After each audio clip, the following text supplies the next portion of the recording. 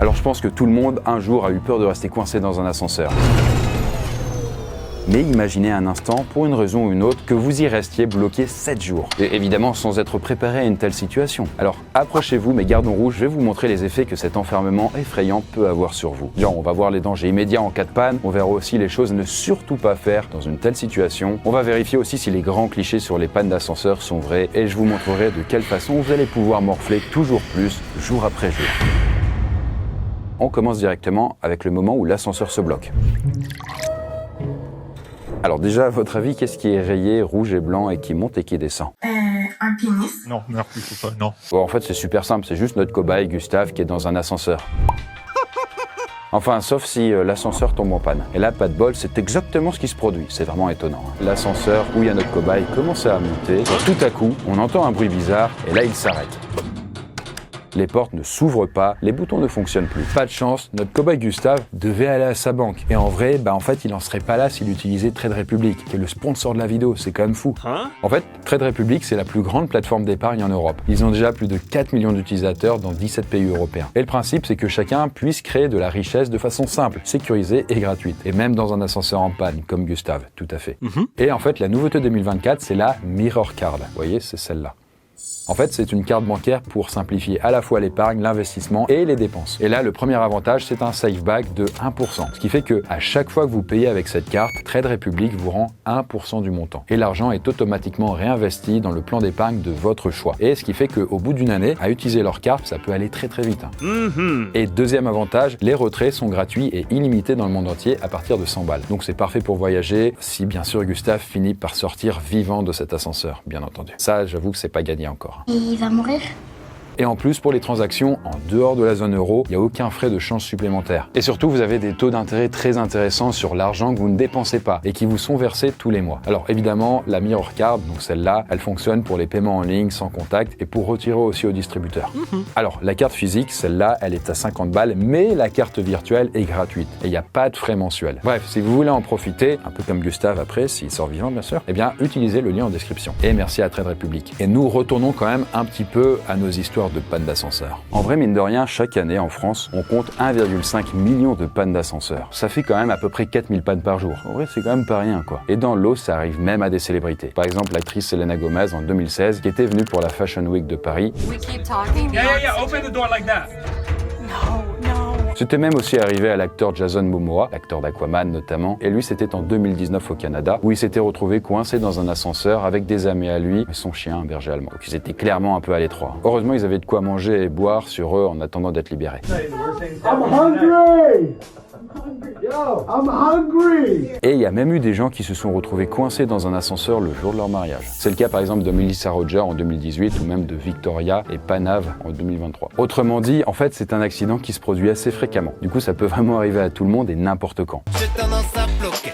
Du coup, au moment de la panne, hop, on ressent un coup de pression. On se rend compte qu'on est complètement piégé dans un petit espace et sans issue de secours. Alors au début, on est juste un peu énervé. On se dit que l'ascenseur va repartir d'ici quelques secondes. Alors on attend un peu.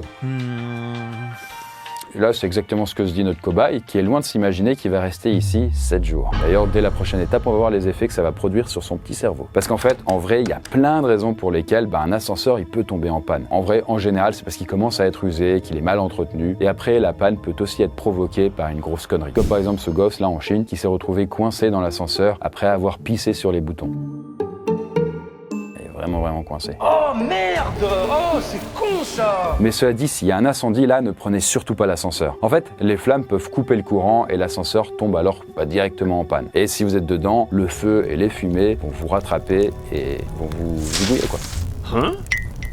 Mais malheureusement, ça peut arriver régulièrement. Par exemple, une mère et une fille sont mortes comme ça en 2018 à Bobigny. Et d'ailleurs, c'est exactement pareil en cas d'inondation. On a par exemple une jeune Française là qui a failli y passer il y a quelques années. Par exemple, en 2021, un jeune couple voulait sortir leur voiture d'un parking avant qu'il soit inondé. Et quand ils sont arrivés en bas, l'électricité a sauté, la porte ne s'ouvrait plus. Là, des voisins les ont alors entendus. Ils sont venus avec un pied de biche pour essayer d'ouvrir la porte. Sauf qu'ils n'ont pas réussi à temps et en fait, le couple est mort noyé, enfermé dans le noir complet. Mais rassurez-vous, c'est quand même des situations extrêmement rares. Nous, on va plutôt se concentrer sur des pannes d'ascenseur plus classiques, mais néanmoins quand même pas mal stressantes. D'ailleurs, Qu'est-ce qu'il faut faire si ça vous arrive? Il faut déjà vérifier si vous êtes vraiment coincé. Des fois, la porte ne s'ouvre plus toute seule, mais en appuyant sur le bouton, elle s'ouvre. Alors ça paraît bête dit comme ça, mais regardez par exemple ce type. Dire qu'il suffit juste de se tourner. Du coup, si vous êtes vraiment coincé, déjà, il n'y a pas besoin de paniquer, parce que dans tous les ascenseurs modernes, il y a un bouton prévu en cas de panne. Alors ça, c'est vraiment une vieille plaque d'ascenseur rouillée, mais c'est peut-être un bouton comme ça, quoi. Mais bon, en général, c'est un logo de cloche ou de téléphone qui sont reliés à un centre de dépannage. Là, vous appuyez, vous répondez aux questions de l'opérateur. Ensuite, il n'y a plus qu'à attendre qu'un technicien vienne vous libérer. Et voilà. Je suis bloqué, connard. Hé, Il m'entendait. Il a dit. j'arrive dans 3 heures. J'ai dit. Vous rigolez? Il m'a dit. Non, connard. En vrai, il n'y a rien de très grave avec une panne d'ascenseur classique. Par contre, plus les minutes passent et plus le risque de crise de panique, là, risque un peu d'augmenter. Faut le savoir, mais en 2015, à Marseille, il y a 4 personnes qui sont restées coincées dans l'ascenseur d'un hôpital. Et parmi eux, il y avait une femme enceinte de 8 mois. Malheureusement, il faisait extrêmement chaud. Et là, ils ont dû attendre plus d'1 heure avant qu'on réussisse à les débloquer. En fait, si ça vous arrive, sachez qu'il faudra environ 1 heure avant qu'une intervention vous sorte d'un ascenseur en panne. Cela dit, dans les grandes villes, c'est plutôt dans les 30 minutes. Mais bon, dans tous les cas, va falloir patienter un peu. Et c'est là que certaines personnes risquent de déclencher des crises de panique. Bah, c'est le cas de notre cobaye Gustave, vous regardez. Bon, après, une crise de panique, c'est pas non plus spécialement dangereux pour la personne notamment, mais c'est quand même à prendre au sérieux, quoi. Bon les gars, fin de soirée, on est avec la Bibou, on est coincé dans l'ascenseur, mais tout va bien.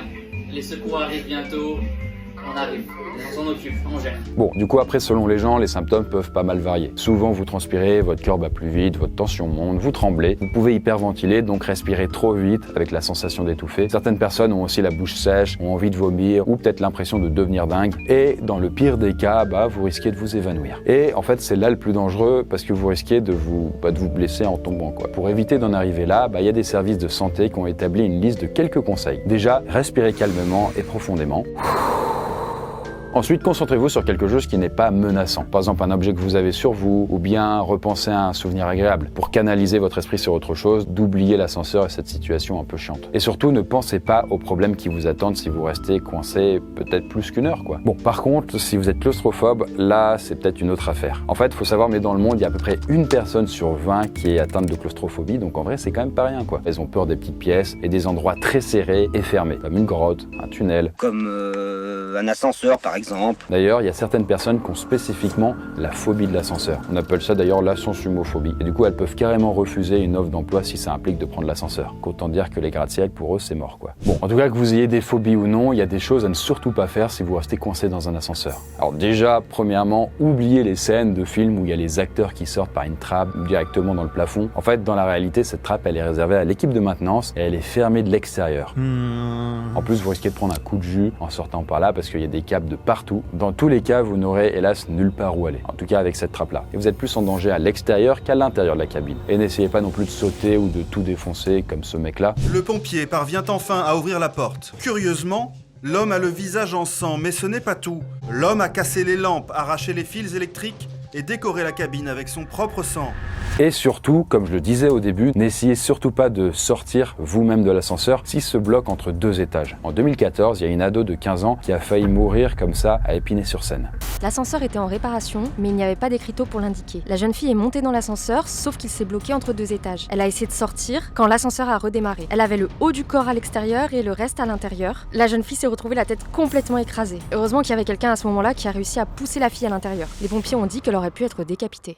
Heureusement, là, ça se termine pas trop mal. Là, cette fille, elle a juste un trauma crânien et quelques côtes cassées, mais elle a survécu. Par contre, il y a vraiment des gens qui sont régulièrement blessés, voire même amputés ou tués à cause de ce cas de figure. Donc, même si c'est tentant de sortir quand l'ascenseur est bloqué entre 2 étages, pensez que vous pouvez peut-être finir coupé en 2. Ça, c'est votre femme. Donc, en tout cas, voilà, ça fait 1 heure que vous êtes coincé dans l'ascenseur. Mais on va voir, nous, maintenant, les conséquences beaucoup plus graves si personne ne vient et que vous restez bloqué plus de 24 heures.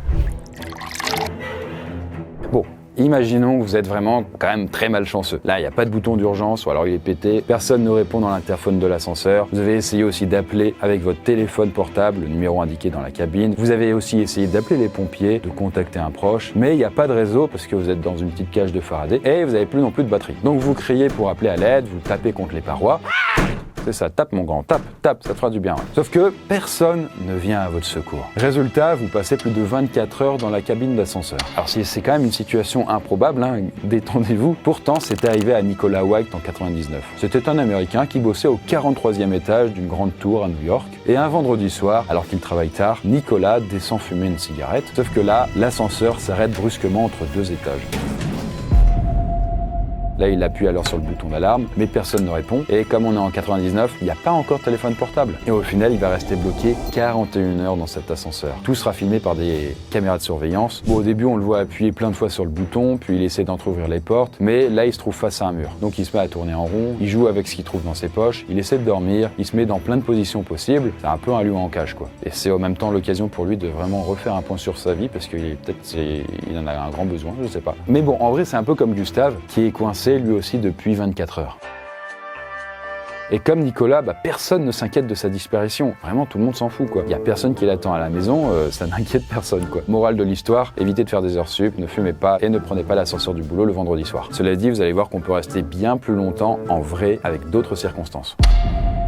Mais bon, en attendant, dès 24 heures, vous commencez à avoir des petits problèmes d'hygiène. C'est par exemple ce qu'a constaté l'Indien Ravindra Nair, et c'était en été 2024. Parce que lui, il est resté 42 heures tout seul dans l'ascenseur d'un hôpital, encore une fois. D'abord, il a tenté de joindre le numéro d'urgence, puis sa famille, mais ça marchait pas. J'ai commencé à paniquer et frapper sur les portes de l'ascenseur pour attirer l'attention. Dans le feu de l'action, mon téléphone est tombé et s'est cassé. Ensuite, la lumière s'est éteinte. J'étais dans le noir complet. Au fil des heures, je ne savais plus s'il faisait jour ou nuit. Quand j'étais fatigué, je dormais dans un coin. Et j'utilisais un autre coin pour faire mes besoins. Pour garder le moral, je m'occupais, je récitais mes poèmes préférés. Et finalement, un technicien arrive et découvre que quelqu'un était coincé dans ce foutu ascenseur. Là, Ravindran est directement hospitalisé pour déshydratation. Mais bon, ce qui est pratique, c'était qu'il était déjà sur place, donc voilà. Bien, allez d'accord, on va vous opérer. Vous m'appelez anesthésiste? D'accord. Mais bon, si vous passez plusieurs jours dans un ascenseur, un peu comme lui, il va falloir optimiser l'espace. Un coin déjà pour faire vos besoins, un autre pour dormir. I got 56 ounces of fluid in my bladder, and we have to establish a pee corner. Et bon, en plus de ça, dans un ascenseur, on est vite coupé des repères naturels, notamment la lumière du soleil qui permet de régler notre horloge biologique, quoi. Et résultat, on perd rapidement la notion du temps. On ne sait plus quand dormir ou rester éveillé, ni combien de temps s'est écoulé. Et si vous demandez peut-être si on risque de manquer d'oxygène au bout d'un moment, la question se pose effectivement, puisqu'on est quand même dans un petit espace. Eh bien, en vrai, tout va bien parce que les ascenseurs sont ventilés. En fait, il y a des normes internationales pour que l'air puisse circuler, même quand ça tombe en panne. Mais malgré ça, on peut psychoter, hein, surtout si on se met à paniquer, on peut avoir la sensation d'étouffer. C'est quand même très facile de s'imaginer qu'on manque d'air, quoi. Notamment si on est nombreux dans la cabine et qu'il fait très chaud.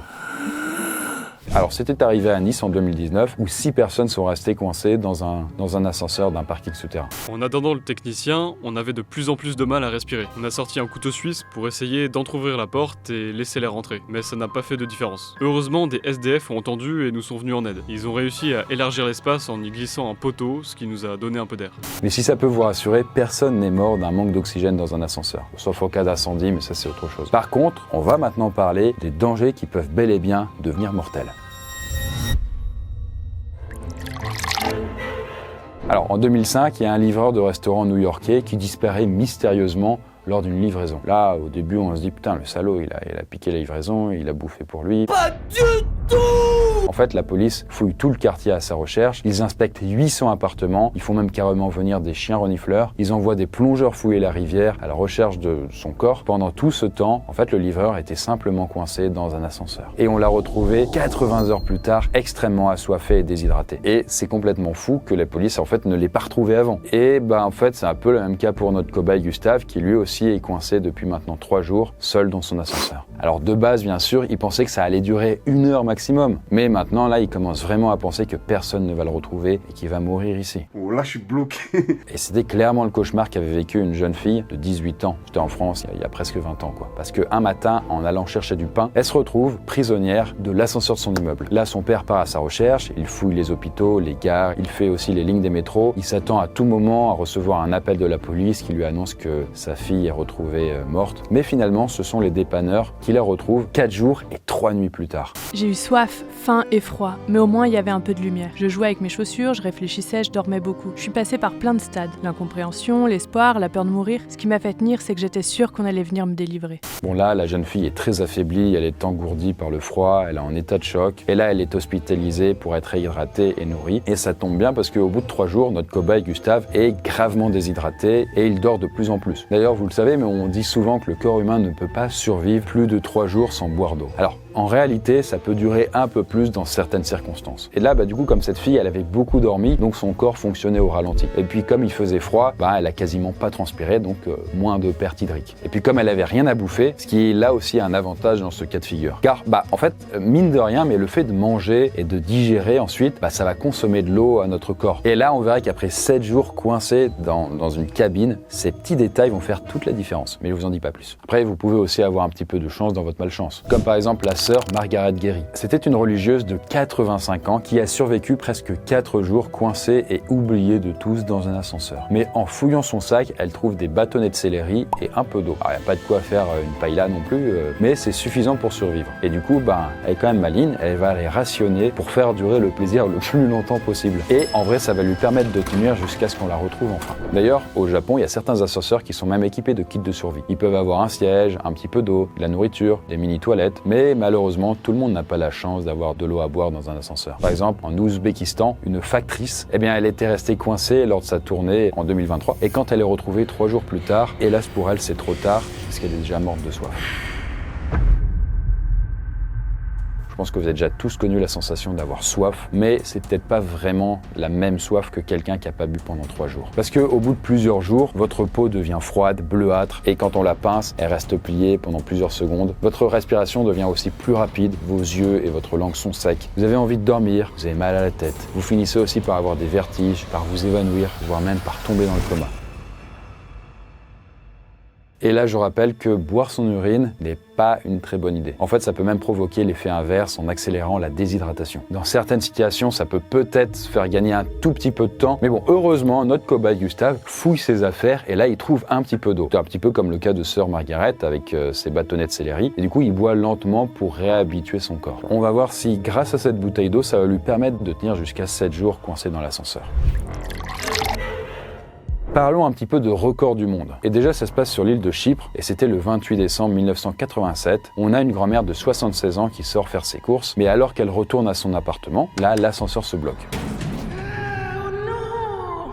Mais le problème, c'est qu'elle est la seule personne à vivre dans ce petit immeuble. Et du coup, personne ne peut entendre ses appels à l'aide. L'ascenseur était si petit que je pouvais même pas m'allonger. J'étais incapable de dormir pendant la nuit. Je regardais ma montre en attendant l'aube pour recommencer à taper sur les murs. Des frissons me parcouraient le dos, j'avais tellement froid. Quand j'ai vu que j'allais passer une autre nuit dans ce piège, j'ai cru que j'allais perdre la tête. Mais heureusement, cette petite grand-mère, elle a un sac de courses avec elle. Déjà, le premier jour, elle ne mange rien pour éviter de faire ses besoins dans l'ascenseur. Et le deuxième jour, là, elle se résigne quand même à manger quelques tomates. Le troisième jour, elle commence vraiment à se sentir faible. Elle s'accroupit alors pour reposer ses jambes. Sauf qu'à partir de là, elle a tellement plus d'énergie qu'elle n'arrive plus à se relever. Et ses jambes là commencent à gonfler. Une autre journée passe et la grand-mère est encore plus affaiblie. Et elle ne ressent alors même plus la faim ni même la soif. Mais elle continue quand même à manger des petites quantités de nourriture pour tenir. Et les fruits et les légumes, comme c'est gorgé d'eau, ça lui permet quand même de survivre encore. Au 5e jour, là, la grand-mère entre comme dans une sorte de transe. Et à partir de là, elle n'a plus aucun souvenir. Et vous voyez, notre cobaye, au bout d'autant de temps, il s'est mis à délirer. Là, finalement, au bout d'un certain temps, la nièce de la grand-mère s'inquiète de ne pas avoir de nouvelles et une équipe de pompiers la retrouve alors et la libère après 6 jours dans ce petit ascenseur. Du coup, en fait, elle est entrée en 87 et comme on était à la fin de l'année, elle est ressortie en 88. Là, elle va rester alors plusieurs jours à l'hôpital pour se remettre de la déshydratation et d'ailleurs, les médecins disent qu'elle n'aurait pas pu survivre un jour de plus. Et ça tombe bien, ce jour de plus, c'est celui-là qu'on accorde à Gustave dans l'ascenseur. Alors vous le voyez, vraiment, il a pas bonne mine, et c'est le moins qu'on puisse dire. Je vais crever comme un rat.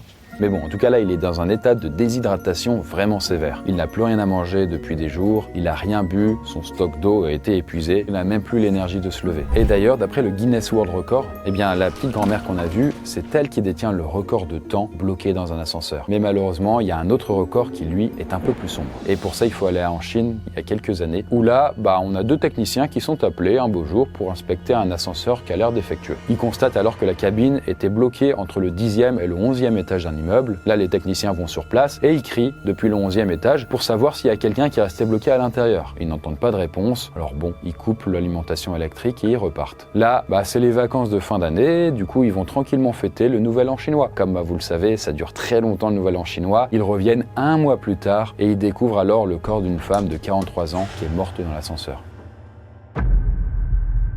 Il voit alors les mains de la victime qui sont mutilées et déformées à force d'avoir tapé contre les parois et d'avoir essayé d'ouvrir les portes. Il y a aussi des traces de sang partout et il voit que la pauvre victime est morte de déshydratation, sachant que son corps était resté plus d'un mois coincé dans l'ascenseur. Et malheureusement, ça c'est aussi le sort qui attend notre cobaye. À la fin du 7e jour, coincé dans l'ascenseur, sans personne pour venir l'aider, Gustave meurt de déshydratation. Voilà, ça y est, c'est fait. Ça va, ça n'a pas été trop long? Sachant qu'en France, environ une personne par an meurt dans un ascenseur en moyenne. Alors c'est pas beaucoup, et en plus c'est un chiffre qui est à la baisse. D'ailleurs, la plupart des décès ne sont pas provoqués par ce genre de panne, mais par des accidents. Généralement, ce sont des enfants ou des techniciens qui tombent dans la cage d'un ascenseur. Par exemple, en 2015, il y a un garçon de 7 ans qui est mort, le cou coincé par sa trottinette dans la cabine d'ascenseur. En fait, la porte s'était refermée sur sa trottinette et l'ascenseur a commencé à monter, chose qui n'est pas censée arriver normalement. Mais malgré tout, sachez quand même que statistiquement, les ascenseurs restent sûrs. Vous avez par exemple plus de chances d'être tué par la foudre que dans un accident d'ascenseur. Mais bon, dans tous les cas, si vous avez l'occasion, le mieux c'est d'utiliser les escaliers. Et bon, ça paraît con comme conseil, mais quand vous prenez l'ascenseur, prenez toujours de l'eau sur vous. Non. Comment ça, je bois pas d'eau? Peu de gazon, j'ai un peu de limonade. Hein? Finalement, vous voyez, notre cobaye Gustave ne meurt pas tant que ça, mais là, je crois que c'était peut-être l'ascenseur de trop. D'ailleurs, si vous voulez voir les stats les plus insolites sur la chaîne, j'avais sorti une précédente vidéo où on analysait tout ça. Je vous avoue qu'à titre perso, je suis pas trop inquiet des ascenseurs. En général, je préfère toujours prendre les escaliers. Est-ce que c'est cohérent? Bien sûr. D'ailleurs, petite anecdote, moi, par exemple, je suis au 3e étage et quand il y a l'ascenseur qui m'attend au rez-de-chaussée, ça m'arrive très souvent de mettre dedans, d'appuyer sur le 3e étage et ensuite de sortir et de monter par les escaliers pour faire la course avec l'ascenseur et souvent je le bats. Pourquoi faire? Et bien sûr, si vous êtes partant, n'hésitez pas à passer par mon lien en description si vous voulez en savoir plus sur Trade Republic et notamment la Mirror Card. Et sur ce, nous, on se retrouve pour la prochaine vidéo. Bye bye!